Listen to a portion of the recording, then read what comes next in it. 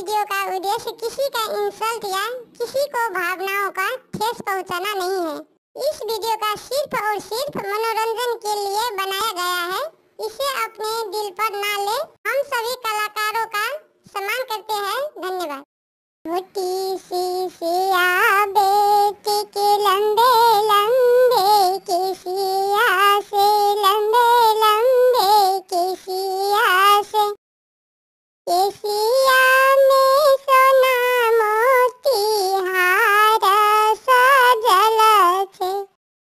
छोटी सी सिया बेटी के घुंघल घुमरल केसिया से, घुंघल घुमरल केसिया से, केसिया में सोना मोती हार है।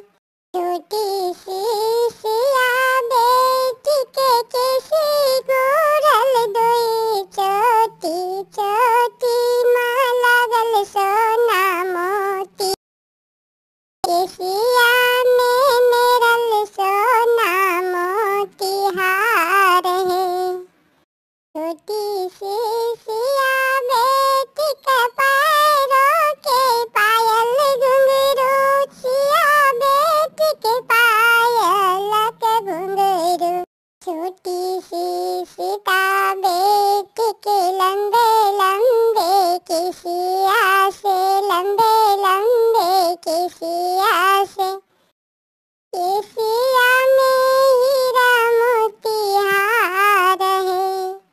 छोटी सी सिया बेटी के केसी घुमरल घुमरल केसी घुमरल, केसिया में हीरा मोती हार है। छोटी सी सिया बेटी की, छोटी सी सिया बेटी के पायल हीरा मोती से सजल, हीरा मोती लगल सिया बेटी का पैर के पैजनिया गे माई।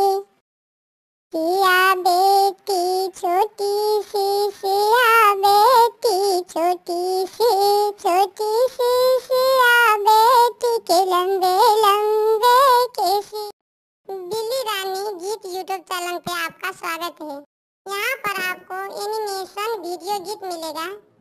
अगर आपको यह चैनल बिल्ली रानी गीत आपको पसंद है तो अपना कमेंट करें और साथ साथ चैनल को सब्सक्राइब जरूर करें। धन्यवाद।